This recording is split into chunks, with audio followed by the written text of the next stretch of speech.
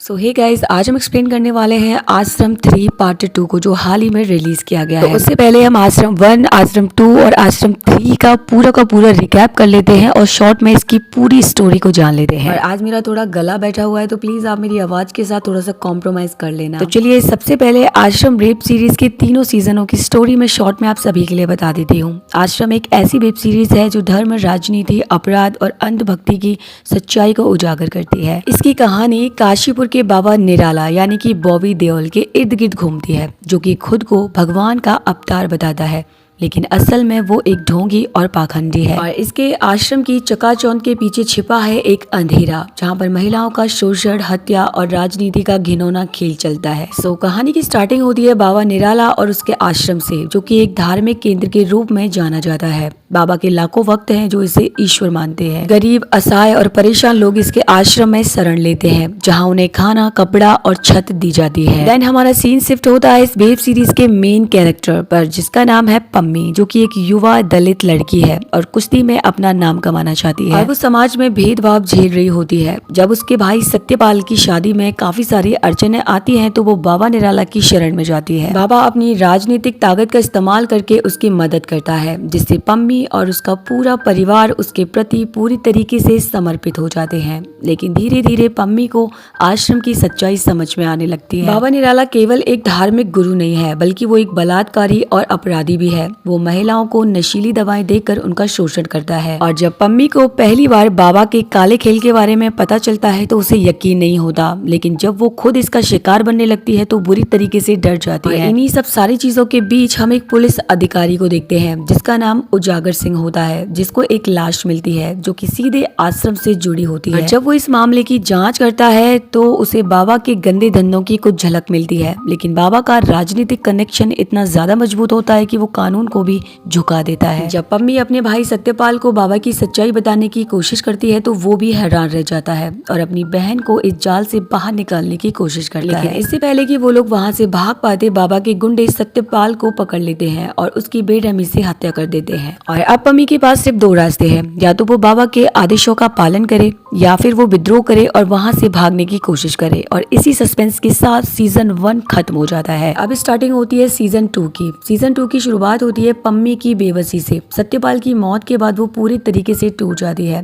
लेकिन अब वो बाबा के चंगुल से निकलने और उससे बदला लेने की ठान लेती है। पम्मी एक रात अपने कुछ साथियों की मदद से आश्रम से भागने की कोशिश करती है, लेकिन बाबा को इसकी भनक लग जाती है और भूपा और उसके गुंडे उसे पकड़ लेते हैं और फिर से उसे बाबा के सामने पेश किया जाता है। एंड बाबा उसे शुद्धिकरण के नाम पर प्रताड़ित करता है, ताकि वो दोबारा भागने के बारे में न सोचे। वहीं दूसरी तरफ उजागर सिंह अब पूरी तरीके से आश्रम के खिलाफ सबूत इकट्ठा करने में जुट जाता है। उसे पता चलता है कि आश्रम में कई महिलाओं का यौन शोषण किया गया है और कई लोग गायब हो गए हैं। लेकिन समस्या ये है कि कोई भी बाबा के खिलाफ गवाही देने को तैयार नहीं है, क्योंकि लोग उसे भगवान मानते हैं। और इसी बीच बाबा निराला का असली मकसद सामने आता है। वो अब एक सिर्फ धार्मिक गुरु नहीं रहना चाहता, बल्कि राजनीति में भी कदम रखना चाहता है। अब वो बड़े बड़े नेताओं से सांठगांठ करता है और अपनी ताकत बढ़ाने के लिए अपने विरोधियों को खत्म करने की योजना बनाता है। वही हमारा सीन जाता है पम्मी पर, जो कि फिर से वहां से भागने की कोशिश करती है और इस बार वो कामयाब हो जाती है। और वो सीधा उजागर सिंह से संपर्क करती है और बाबा के खिलाफ गवाही देने के लिए तैयार हो जाती है। लेकिन तभी बाबा का एक नया दाव चलता है। वो खुद को निर्दोष साबित करने के लिए एक नई चाल चलता है। और इसी के साथ सीजन 2 यहीं पर खत्म हो जाता है और कहानी आगे बढ़ती है। शुरुआत होती है सीजन 3 पार्ट 1 की। स्टार्टिंग में हम देखते हैं पम्मी बाबा के खिलाफ गवाही देती है, लेकिन फिर भी बाबा अपने आप को बचा लेता है और अब बाबा के आदमी हर जगह पम्मी की तलाश में घूम रहे हैं, जिससे पम्मी और उसका पूरा परिवार अब हमेशा खतरे में रहते हैं। और अब बाबा को लगने लगता है कि उसके खिलाफ साजिश रची जा रही है। वो अपने पुराने और पक्के विश्वास पात्रों पर भी शक करने लगता है। बाबा अब खुद को भगवान घोषित करने का फैसला करता है और वो लोगों को यकीन दिलाने की कोशिश करता है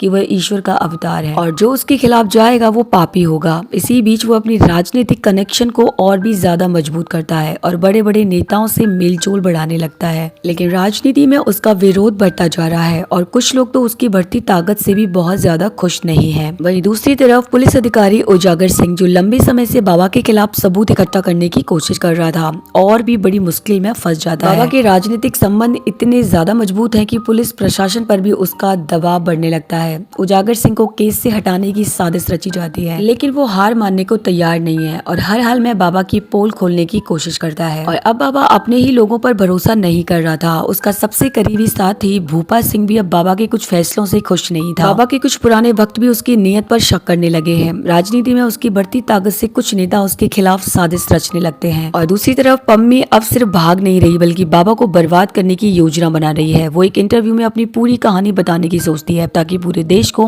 बाबा की असलियत पता चल सके, लेकिन इससे पहले कि वो मीडिया के सामने आती बाबा के गुंडे उसे पकड़ने के लिए पहुंच जाते हैं। और वहीं पर हम बाबा को देखते हैं जिसे अपने साम्राज्य गिरने का डर सताने लगता है और वो अपने भक्तों को एकजुट करता है और उन्हें पम्मी के खिलाफ भड़काने की कोशिश करता है। लेकिन इस बार लोग उतने ज्यादा अंधे नहीं है। बाबा का सबसे भरोसेमंद आदमी भूपा भी उसके खिलाफ जाने का मन बना रहा है। और वहीं पर पम्मी को बाबा के आश्रम में हो रहे अपराधों के खिलाफ सबूत मिल जाते हैं। वो उन महिलाओं के संपर्क करती है जो बाबा का शिकार बनी थी और वो उन्हें गवाही देने के लिए तैयार करने की कोशिश करती है, लेकिन बाबा के आदमी उसे फिर से पकड़ने की कोशिश करते हैं। पम्मी के खिलाफ बाबा की साजिशें अब काम नहीं आ रही हैं। उनकी राजनीतिक पकड़ भी धीरे धीरे कमजोर पड़ने लगी है, लेकिन बाबा इतनी आसानी से हार मानने वाला नहीं है। वो अब और बड़ा दाव खेलने की तैयारी कर रहा है और इसी तैयारी के साथ हमारा सीजन 3 पार्ट 1 यहीं पर खत्म हो जाता है और हमारे लिए बहुत सारे सवाल छोड़ जाता है। क्या पम्मी सच में बाबा को बर्बाद कर पाएगी या फिर बाबा अपनी गद्दी बचाने के लिए कौन सा खेल खेलने वाला है, या फिर उजागर सिंह बाबा को जेल में डाल पाएगा या फिर नहीं, और क्या बाबा के अपने ही लोग उसके खिलाफ बगावत करेंगे या फिर नहीं। इन्हीं सारे सवालों के साथ सीजन 3 पार्ट 1 यहीं पर खत्म हो जाता है। सो गाइस, हाल ही में यानी 2025 में अभी 2 दिन पहले सीजन 3 पार्ट 2 रिलीज कर दिया गया है और इसमें टोटल 5 एपिसोड है और हम इन सारे के सारे एपिसोड को एक ही वीडियो में कवर करने वाले हैं, वो भी पूरा का पूरा डिटेल में एक्सप्लेन करने वाले हैं। तो उससे पहले चैनल को सब्सक्राइब जरूर कर दीजिएगा। और यार मेरी आवाज आज थोड़ी सी खराब है, मेरा गला बैठा हुआ है, तो प्लीज मेरी आवाज के साथ थोड़ा सा कॉम्प्रोमाइज भी जरूर करिएगा। सो स्टार्टिंग होती है फर्स्ट एपिसोड की, जिसमें हम हुकुम सिंह और बन्नू को देखते हैं जो कि बाबा निराला के बारे में बात कर रहे थे कि निराला बहुत ज्यादा चालबाज इंसान है जो कि जल्दी से किसी की पकड़ में नहीं आने वाला है। तभी बन्नू कहती है कि मोंटी कभी अपना शुद्धिकरण नहीं करवा सकता, उसकी हवस बहुत ज्यादा है, जरूर इन लोगों ने कोई चाल चली है। वही हम सुंदरलाल को देखते हैं जो अब पूरी तरीके से बाबा के समर्थन में आ गया था और वो मीडिया को बुलाकर उल्टा पम्मी को ही कसूरवार ठहरा रहा है और वो बाबा निराला की तारीफ करता है। और ये सब सुनकर मीडिया भी हैरान थी कि ये सुंदरलाल इतनी जल्दी कैसे पलट गया। इधर भोपा जो कि डॉक्टर से बात कर रहा था और ये वही डॉक्टर होता है जिसने निराला की जांच की थी और सबसे झूठ कहा था कि बाबा ने अपना शुद्धिकरण करवा लिया है। इसके लिए भोपा ने उसे 30 करोड़ रुपए दिए थे। फिर यहाँ पर बाबा निराला भोपा से पूछता है कि वो सोनिया नहीं दिखाई दे रही है, वो कहाँ पर है आजकल, जिस पर भोपा उसे सोनिया की वीडियो दिखाता है जिसमें वो कह रही थी कि मुझे अफ्रीका के बड़े बिजनेसमैन ने अपने यहाँ इमेज बिल्डिंग के लिए बुलाया है, इसलिए मुझे जाना पड़ा। हालांकि मैंने आपको पूरी दुनिया के सामने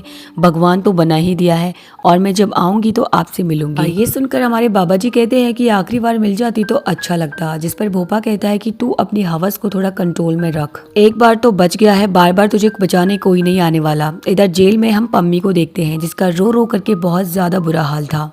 तभी वहाँ पर कुछ कैदी आकर पम्मी को मारने लगते हैं कि तूने हमारे बाबा के ऊपर इतने गंदे आरोप कैसे लगा दिए। तभी वहाँ पर जेलर आता है और यहाँ पर हमें पता चलता है कि ये सब कुछ भोपा करा रहा था पम्मी को सबक सिखाने के लिए। और फिर कुछ दिनों में पम्मी के मोहल्ले का लड़का पम्मी से मिलने आता है, लेकिन जेलर उसे मिलने से साफ मना कर देता है कि पम्मी किसी से भी नहीं मिलना चाहती। वहीं पर हम देख पाते हैं कि अक्की भी पम्मी को देखना चाहता था, पर इन लोगों को चुपचाप वहाँ से लौटना पड़ता है। इसके बाद पम्मी की माँ को देखते हैं जो कि हॉस्पिटल में आखिरी सांस ले रही थी और वहीं पर हम बबीता को भी देख पाते हैं। तभी बबीता को कुछ याद आता है और वो तुरंत दिलावर को कॉल करके कहती है कि कैसे भी करके आप पम्मी की उसकी माँ से बात करवा दीजिए, वो कभी भी भगवान के पास जा सकती है और एक बार पम्मी उनसे बात कर लेगी तो उन्हें शांति मिल जाएगी। जिसके बाद दिलावर अपनी पावर का इस्तेमाल करके सीधा जेल में पम्मी से बबीता की बात करवाता है। बबीता पम्मी की माँ से कहती है कि आपकी बेटी आपसे बात करना चाहती है। तब पम्मी अपनी माँ से कहती है कि माँ मैंने कुछ भी नहीं किया, मुझे माफ कर दो। अब इससे पहले कि पम्मी की बात सुनकर उसकी माँ उससे कुछ कहती, उससे पहले ही उसकी डेथ हो जाती है और ये जानकर पम्मी को बहुत ज्यादा दुख होता है और वो पूरी तरीके से टूट जाती है क्योंकि बाबा ने पम्मी से सब कुछ छीन लिया था। और उसके बाद बबीता सीधा बाबा निराला के पास आती है और बताती है कि पम्मी की माँ की डेथ हो गई है और वो कहती है कि उसने पम्मी को माफ भी नहीं किया था क्योंकि उसने आपको जेल पहुंचाने की कोशिश की थी, ऐसे में तो उसे मोक्ष की भी प्राप्ति नहीं मिलेगी। ये सुनकर निराला कुछ सोचने लगता है और फिर अगले दिन सीधा जेल जाता है। इसके बाद वो महिला कैदियों के बीच सत्संग करता है और उसके बाद सीधा पम्मी से मिलने आता है और पम्मी इस बार निराला को देखकर कोई रिएक्ट नहीं करती, उल्टा वो हाथ जोड़कर खड़ी हो जाती है। यहाँ पर हम समझ पाते हैं कि पम्मी के दिमाग में कुछ तो चल रहा है, शायद वो निराला को अपने जाल में फंसाकर उससे बदला लेना चाहती है। फिर पम्मी सीधा निराला के पैर पकड़ती है और उससे माफी भी मांग लेती है कि मेरी बुद्धि भ्रष्ट हो गई थी, पर अब मेरे लिए आप भगवान बन चुके हो और इसीलिए आप मुझे माफ कर दीजिए। अब निराला की खुशी का तो कोई भी ठिकाना नहीं रहता और वो उसे माफ कर देता है। एंड वो जेलर से कहता है कि आज पम्मी को उसकी माँ के अंतिम संस्कार में जाने दो, इसकी गारंटी मैं लेता हूँ। ये कहकर निराला पम्मी को गले लगा लेता है। इसे देखकर हम ये व्यूअर्स अच्छे से समझ पाते हैं कि निराला अब खुद पर कंट्रोल नहीं कर पा रहा था, उसकी हवस अंदर से जाग रही थी।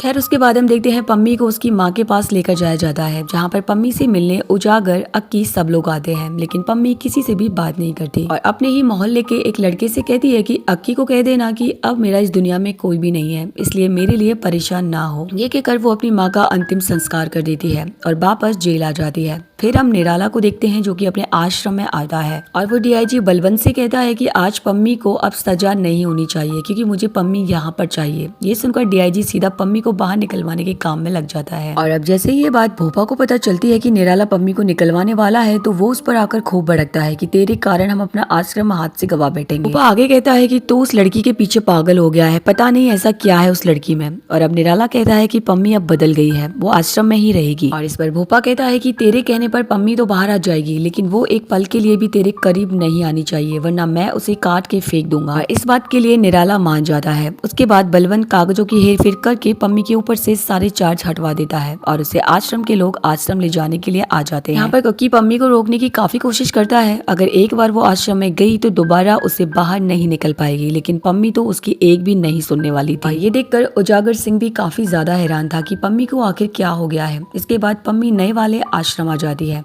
जहाँ पर साध्वी उसे आते ही पहले तो खूब सुनाती है और फिर पम्मी को सीधा नीचे वाली कोठरी में डलवा दिया जाता है सजा के तौर पर, जो कि एक जेल ही था। यहाँ पर पम्मी को देखकर ये तो समझ आ जाता है कि वो यहाँ भोपा और निराला से बदला लेने आई है। देन हमारा सीन शिफ्ट होता है बबीता के ऊपर, जो कि निराला के साथ होती है और वो उसे बताती है कि पम्मी आ गई है, लेकिन वो अभी कोठरी के अंदर बंद है। जिस पर बाबा कहता है कि कुछ दिन उसे वहीं पर रहने दो, बाद में हम उसे वहाँ से निकाल लेंगे क्योंकि वो हमारी सबसे खास सेवक बनने वाली है। और इसके बाद पम्मी को आश्रम के सारे कामों में लगा दिया जाता है और अक्सर भोपा कैमरे के जरिए उसकी हर हरकत पर नजर रख रहा था ताकि वो अगर कुछ भी गड़बड़ करे तो पता चल जाए। इसी दौरान भोपा के कहने पर उसे वार्डन बार बार परेशान कर रही थी, लेकिन पम्मी तो चुपचाप सब कुछ सहती चली जाती है। इधर आजो की उजागर से मिलने के बाद उसकी बंदूक चुराकर भागने की कोशिश करता है कि आज मैं उस निराला को जान से मारकर सारे किस्सा ही खत्म कर दूंगा, लेकिन उजागर उसे शांत करके चुपचाप अपने घर ले जाता है। असल में अक्की पम्मी से प्यार करने लगा था और वो नहीं चाहता था कि पम्मी पर कोई मुसीबत आए। वहीं पर हम पम्मी को देखते हैं जो कि आश्रम के काम काज में पूरी तरीके से मगन हो गई थी, जिसके बाद हम देखते हैं कि पम्मी के सो जाने के बाद वहाँ आश्रम के आदमी आकर उसे निराला के पास ले जाने लगते हैं, लेकिन तभी अचानक से अक्की की आंख खुल जाती है जो कि ये सब कुछ सपने में देख रहा था और यहाँ पर उजागर ने अक्की को बांध कर रखा था जो कि किसी भी हाल में निराला को मारना चाहता था। और अब अक्की अपने पूरे तरीके से होश खो बैठा था। अब अक्की अपने आप को खोलने की जिद करने लगता है, जिस पर उजागर उसे बेहोशी की दवा पानी में मिलाकर पिला देता है। वहीं दूसरी तरफ पम्मी से मिलने के लिए बबीता आती है और कहती है कि तुझे यहाँ नहीं आना चाहिए था, तुझे यहाँ ये लोग ऐसे ही परेशान करते रहेंगे।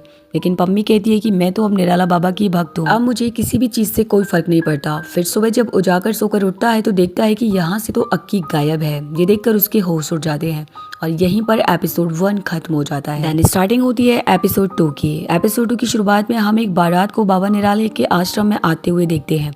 असल में दुल्हन माइकल की भतीजी थी और इसीलिए माइकल दूल्हा और दुल्हन को बाबा के पास आशीर्वाद दिलाने लाया था। वहीं पर हम अक्की को देखते हैं जो बैंड बाजे के भेष में आश्रम में एंट्री ले लेता है और जब दूल्हा और दुल्हन बाबा का आशीर्वाद लेने आते हैं तो यहाँ पर मौका मिलते ही अक्की तुरंत पीछे के रास्ते से एक गार्ड को मारकर बेहोश करता है, फिर उसके कपड़े बदल लेता है और फिर जब पूरा सत्संग खत्म हो जाता है तब निराला अपने कमरे में सोने चला जाता है। तभी अक्की भी जैसे तैसे पता करके निराला के पास जाने लगता है उसे मारने के लिए, लेकिन तभी माइकल उसे पूछता है कि तुम्हारी ड्यूटी कहाँ लगती है और अक्की को देखते ही वो उसे पहचान लेता है, जिसके कारण इन लोगों से उसकी हाथापाई स्टार्ट हो जाती है और यहाँ पर फाइनली माइकल अक्की को पकड़ लेता है। तभी वहाँ पर निराला आ जाता है और वो गुस्से में अक्की से कहता है तूने मेरी पम्मी की बुद्धि में जहर घोला था ना, इसकी तो माफी भी नहीं मिलेगी। ये कहकर वो गुस्से में उसे गोली मार देता है जिससे अक्की की वहीं पर मौत हो जाती है। और उसके बाद बबीता आकर पम्मी को बताती है कि अक्की तुझे बचाने आया था, लेकिन बाबा ने उसे मार डाला। ये सुनकर पम्मी ऐसे रिएक्ट करती है जैसे कुछ उसे फर्क ही नहीं पड़ा हो, पर बबीता के जाते ही पम्मी पम्मी खुद को संभाल नहीं पाती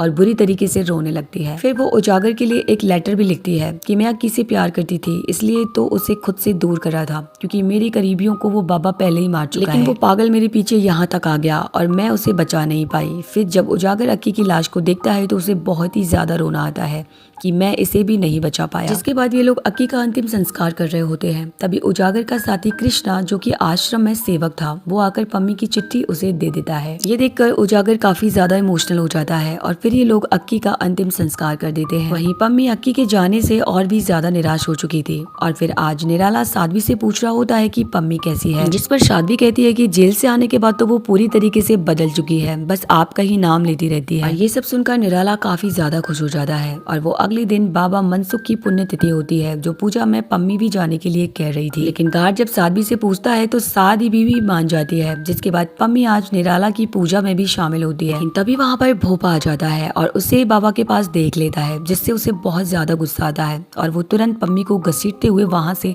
लेकर जाने लगता है। और इसमें हमारे बाबा जी भी कुछ नहीं कर पाते। फिर भोपा उसे बड़ी बेरहमी से घसीटता हुआ सीधा कोठरी में लेकर जाता है और आज तो पम्मी कमाल ही कर देती है। वो मौका मिलते ही भोपा को भी रिझाने की कोशिश करने लगती है, जिससे भोपा को बहुत अच्छा लगता है। पर पम्मी कहती है मैंने सुना है तेरा शुद्धिकरण हो रखा है, तू कहाँ से मजे ले पाएगा। ये सुनकर भोपा को बहुत गुस्सा आता है और वो वहाँ से चला जाता है। तभी वहाँ पर बबीता आती है और कहती है पम्मी इन सबसे पंगे मत ले, ये लोग तुझे जान से मार देंगे। लेकिन आज पम्मी कहती है कि मैं ये आश्रम ही जलाने आई हूँ और अब मुझे कोई भी नहीं रोक पाएगा। ये सुनकर बबीता भी काफी ज्यादा हैरान थी। अब इसके बाद कुछ दिन ऐसे ही बीत जाते हैं। यहाँ पर पम्मी आश्रम में काम करते करते भोपा को लाइन दिए जा रही थी। ये देखकर भोपा को पहले तो अजीब लगता है, लेकिन फिर खुद पर कंट्रोल नहीं कर पाता। फाइनली वो पम्मी के झांसे में आ जाता है, जिसके कारण कुछ ही दिनों में भोपा उसे जेल से बाहर काम करने की इजाजत भी दे देता है। ये देखकर साध्वी भी काफी ज्यादा हैरान थी कि आखिर भोपा का गुस्सा शांत कैसे हो गया। इसके बाद पम्मी कुछ दिनों तक यही ट्रिक आजमाती रहती है और एक दिन वो सीधा भोपा को इशारे से अपने पीछे बुलाती है और एक कमरे में जाकर उसके साथ इंटीमेट हो जाती है।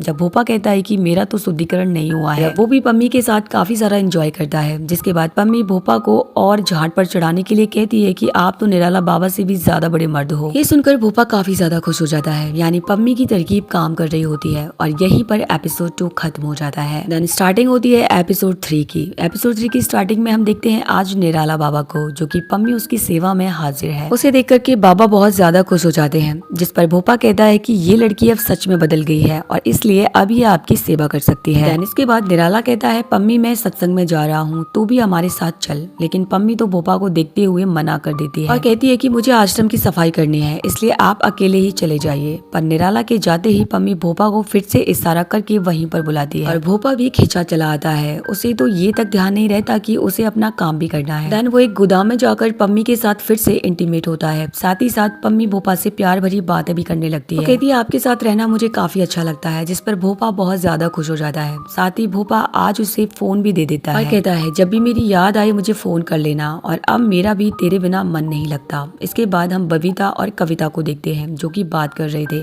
कि पम्मी आजकल कुछ नया ही गेम खेल रही है, बस उसका सच सबके सामने ना जाए वरना हम लोग भी पकड़े जाएंगे। यानी कि इन सब में ये भी शामिल है। फिर जब सनोहर अपने कमरे में जा रही होती है तभी उससे दौरे पड़ने लगते हैं और उसे हॉस्पिटल लेकर जाया जाता है, जहाँ पर डॉक्टर कृष्णा से कहते हैं कि इसका चेकअप एक मशीन से ही हो सकता है, जरा पता करो कि मशीन कौन से हॉस्पिटल में अवेलेबल है एंड हमें सनोहर को वहीं पर लेकर जाना पड़ेगा। तब कृष्णा मशीन का पता करने लगता है, लेकिन उसी समय डॉक्टर पर ईश्वरनाथ का कॉल आता है, जिससे पता चल गया था कि उसकी बेटी बीमार है। तो वो डॉक्टर से मदद मांगता है कि सनोहर को दीनानाथ हॉस्पिटल में भिजवा दीजिए, यहाँ पर उसका इलाज करवा लूंगा। तब इसकी बातों से हमें पता लगता है कि डॉक्टर यहाँ पहले क्लिनिक चलाता था और वहाँ पर इससे एक कांड हो गया था। तब ईश्वरनाथ ने ही उसकी मदद की थी और आश्रम में नौकरी दिलवाई थी। तब डॉक्टर ईश्वरनाथ की हर बात मानता है। इस बार भी वो उसकी बात मानकर सनोहर को दंडला हॉस्पिटल में शिफ्ट करवा देता है। वहीं कृष्णा भी ये खबर उजागर को बता देता है कि ईश्वर की बेटी को उस हॉस्पिटल में लेकर जाया जा रहा है। तब उजागर को लगता है कि आश्रम के बाहर ईश्वरनाथ भी जरूर अपनी बेटी से मिलने आएगा, इसीलिए वो भी वहाँ पर पहुँच जाता है। इसी दौरान हम पम्मी और भोपा को देखते हैं, जो आज भी कहीं पर इंटीमेट सेट हो रहे हैं और अब भोपा अब अक्सर पम्मी को अपना शिकार बनाता था। और वहीं दूसरी तरफ शनोहर को दीनालाल हॉस्पिटल में एडमिट करके उसका इलाज स्टार्ट हो जाता है। पर ईश्वर लाल भी इलाज करवा रहा था, तभी वहाँ पर उससे मिलने उजागर आ जाता है, लेकिन ईश्वरनाथ तो उससे बात तक नहीं करता। इधर सीएम ऑफिस में हुकुम सिंह ने एक इवेंट करने का सोचा था, जिस पर सारे लोग कहते हैं कि बाबा नहीं आएंगे तो कोई फायदा नहीं होगा, भीड़ तो उन्हीं से आएगी। इसलिए वो लोग हुकुम सिंह से कहते हैं कि आप कैसे भी करके बाबा को मनाइए। जिसके बाद हुकुम सिंह सीधा बाबा के आश्रम आकर उससे माफी मांगता है कि पहले जितनी भी भूल चूक हुई है उसके लिए मुझे माफ कर दो और मेरे समारोह में आपका आना जरूरी है। तब निराला उसे माफ कर देता है, लेकिन एक प्रॉब्लम थी, उसी दिन बाबा को कहीं और भी समारोह में जाना था, इसलिए वो सोच में पड़ जाता है कि अब वो करे तो क्या करे। तभी बबीता कहती है कि वहाँ पर भोपा चले जाएंगे, आप सीएम के साथ रहेंगे तो आपका ही फायदा होगा। जिस पर निराला भोपा को ऑर्डर दे देता है, कहता है कि आप मेरी जगह दूसरा समारोह संभालेंगे। फिर अगले दिन भोपा को दूसरे समारोह में जाना पड़ता है, वही निराला सीएम के साथ समारोह में चला जाता है। हालांकि पम्मी भोपा को कॉल करके कहती है कि आपके बिना मेरा मन नहीं लग रहा, जितना जल्दी हो सके आ जाना, लेकिन भोपा भी उससे प्यार भरी बातें करने लगता है।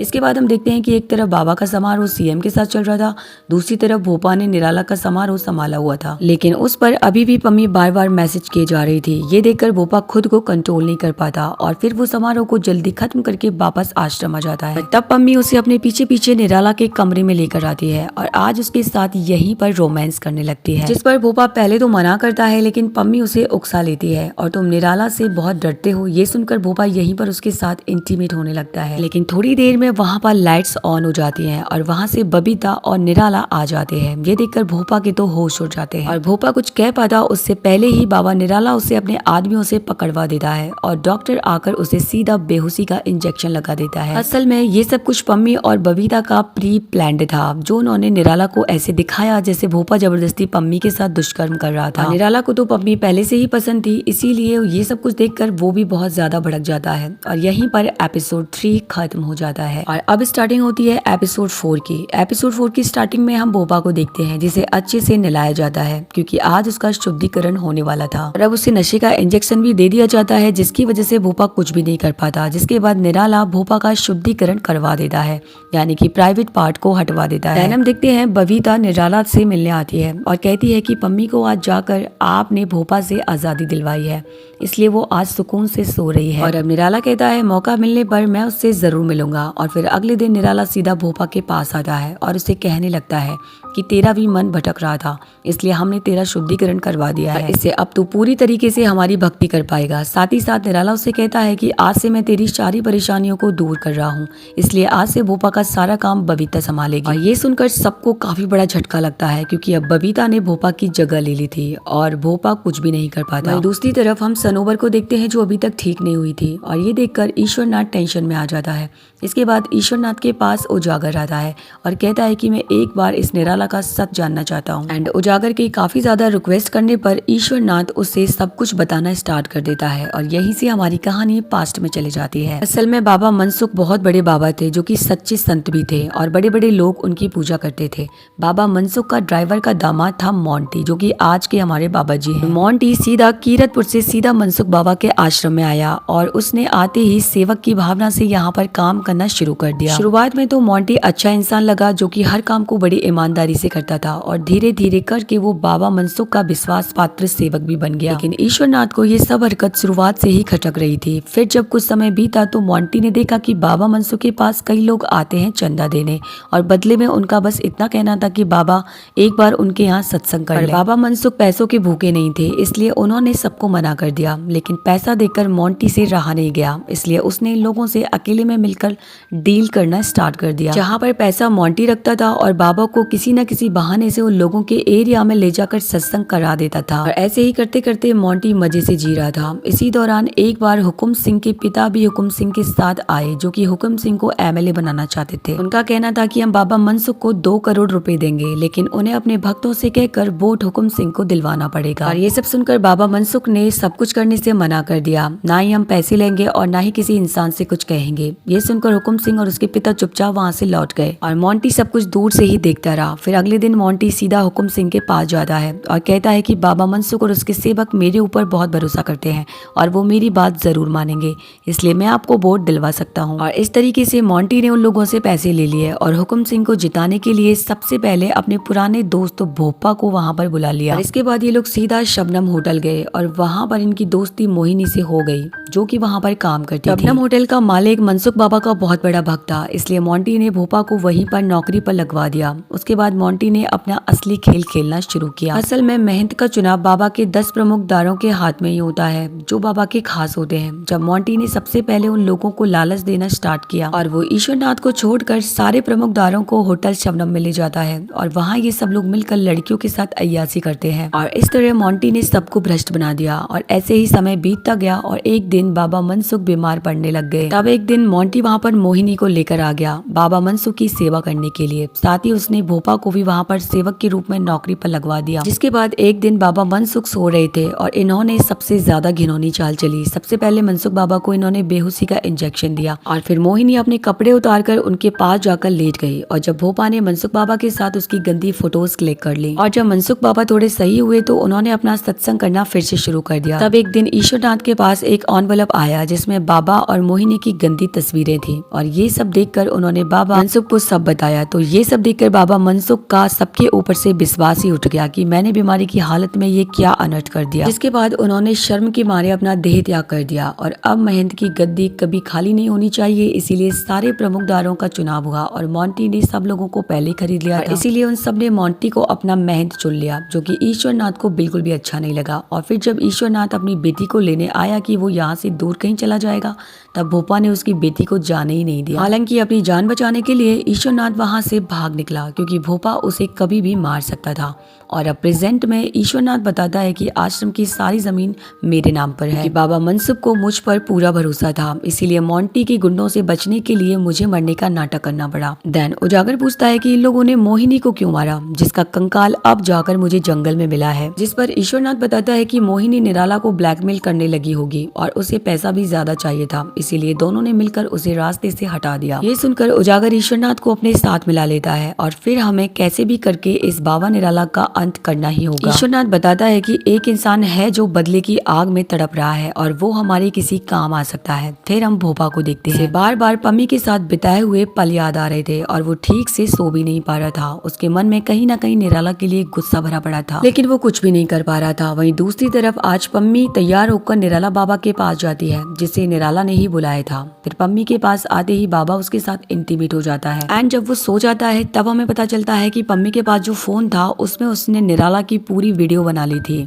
सबूत के तौर पर। और यहीं पर एपिसोड 4 स्टार्ट हो जाता है और अब स्टार्टिंग होती है एपिसोड 5 की, जो कि इस सीजन का सबसे लास्ट एपिसोड है। एपिसोड 5 की स्टार्टिंग में हम देखते हैं बबीता और कविता को, जो कि वीडियो देखकर कह रहे थे कि ये वीडियो बाबा के अंत का कारण बनेगी। पर सवाल ये है कि पम्मी यहाँ से बाहर कैसे निकलेगी ताकि वो पुराना केस फिर से चालू करवा सके। तभी लोग भूपा को अपनी साइड करने की सोचते हैं, लेकिन कैसे? इसके बाद रात को एकदम से आश्रम पर कुछ लोग हमला कर देते हैं। ये देखकर भोपा अकेला ही उन लोगों से भिड़ जाता है कि वो आश्रम और बाबा निराला पर आंच नहीं आने देगा। तभी वहाँ पर निराला आता है और कहता है ये सब तेरी परीक्षा थी, मैं देखना चाहता था कि तू अब भी मेरा वफादार है भी या फिर नहीं, और तू उसमें पास हो गया। फिर अगले दिन हम देखते हैं बबीता सीधा कहीं फोन करती है पम्मी को बाहर निकलवाने के लिए। उसके बाद हम आश्रम में दिलावर और उसके बाकी साथियों को आता देखते हैं, जो बाबा के आश्रम में चंदा चढ़ाने आए थे। फिर जैसे ये लोग जाने लगते हैं तभी उनके बीच में पम्मी भी हो लेती है और असल में बबीता ने इन सबको यहाँ पर बुलाया था पम्मी को यहाँ से बाहर निकालने के लिए। पर जैसे ही पम्मी वहाँ से निकलने वाली थी उतने में उसके पास भोपा आ जाता है और उसकी गाड़ी को लेकर कहीं जाने लगता है। पम्मी भी ये देखकर काफी ज्यादा हैरान थी कि मुझे आश्रम में वापस लेकर क्यों नहीं गया। फिर रास्ते में भोपा पम्मी से कहता है तूने मेरे साथ अच्छा नहीं किया, बाबा से बदला लेने के लिए मुझे अपने प्यार में फंसा लिया और देख उस मोंटी ने मेरा क्या हाल करा है।